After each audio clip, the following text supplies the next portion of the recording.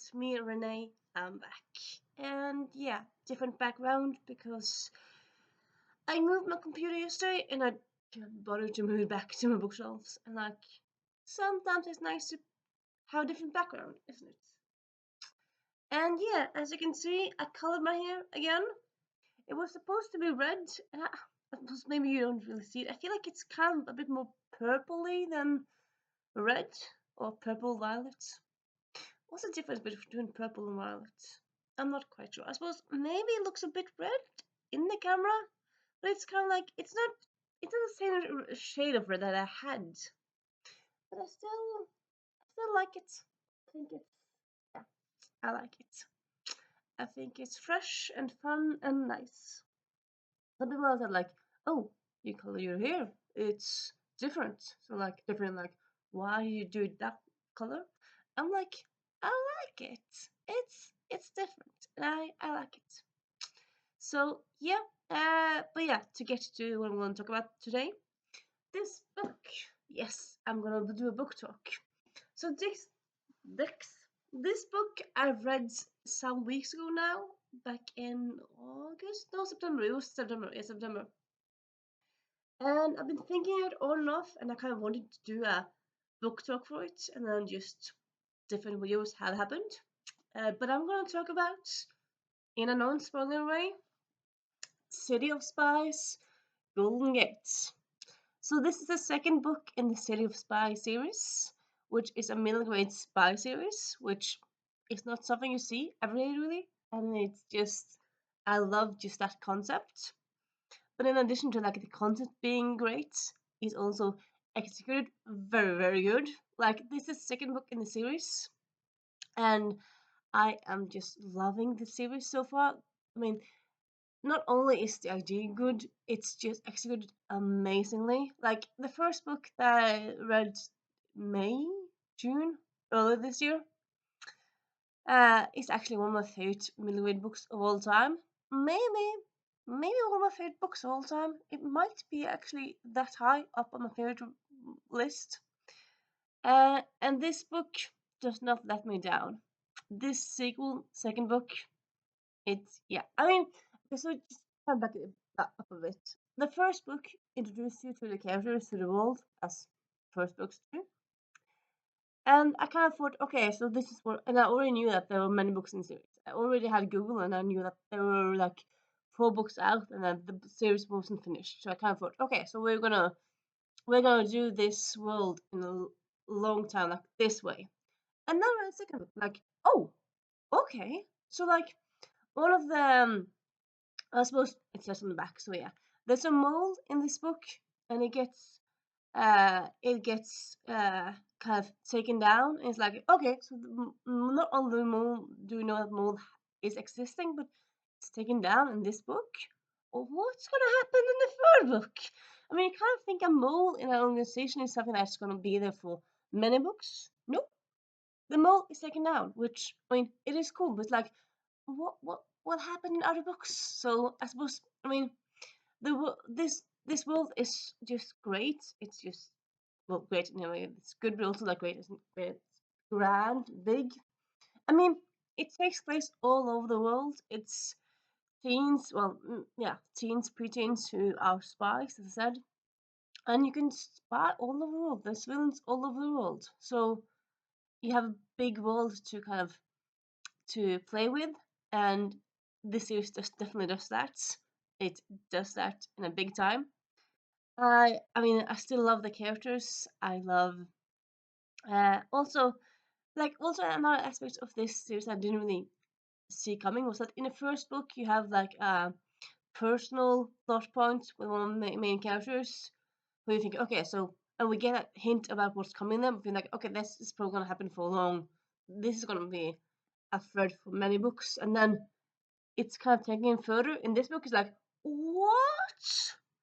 And you kind of think, oh, so this is gonna happen, and no, this happened. You're like, what? So like one, I would say, if my main gushes of this book series, honestly, is that you never know what's gonna happen.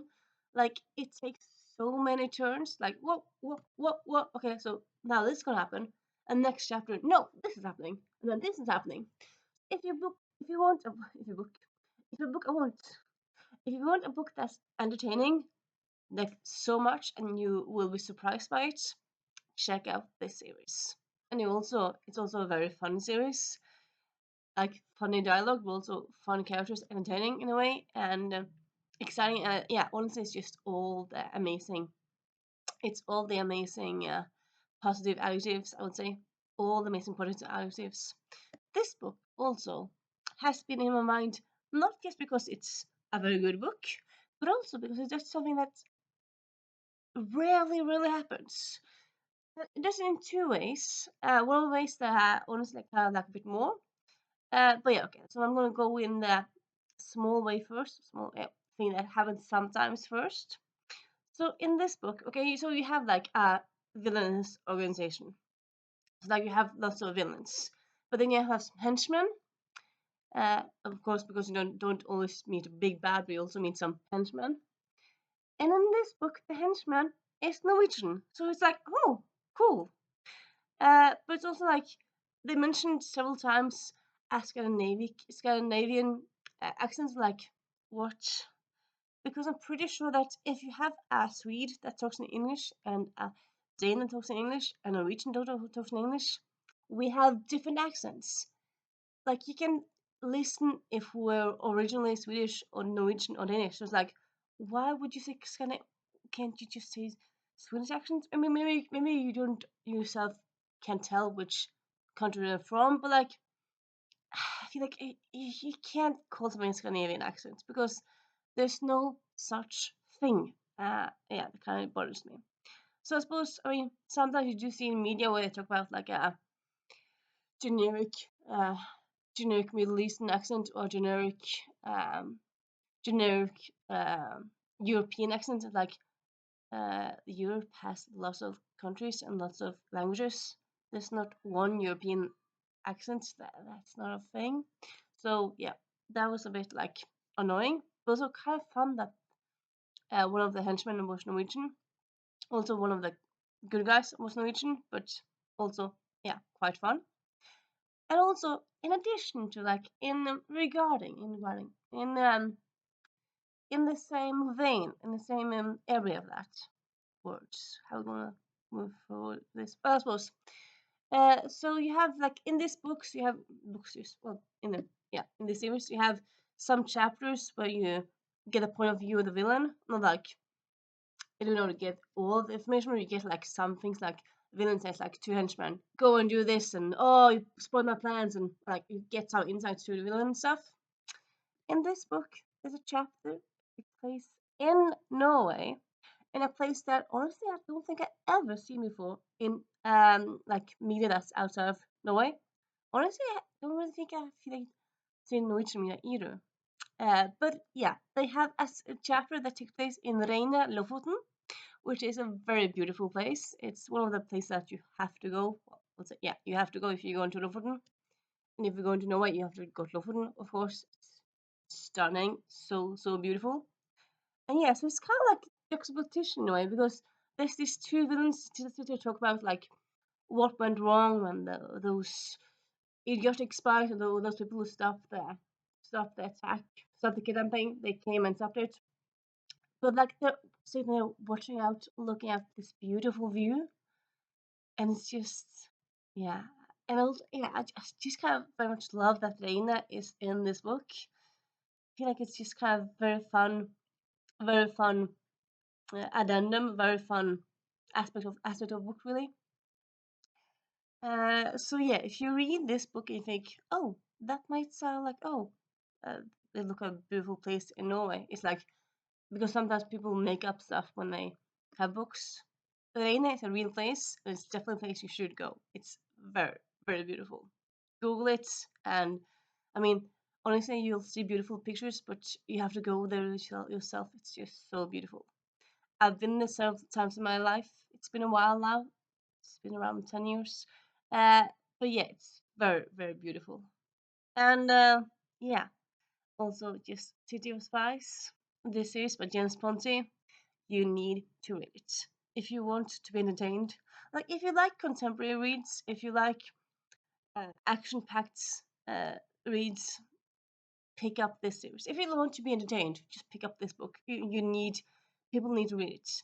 I suppose, yeah, if you never read contemporary, don't read this one because it is contemporary, not contemporary action, but like still. But I suppose if you want to read something outside of your comfort zone, if you want to read a good series, also an amazing series, you need to read this series. And yeah, so far there's 4 books I believe out. This one came out in 2021, and I believe there's been a book out every year since. Or I think maybe the first book came out in 2029.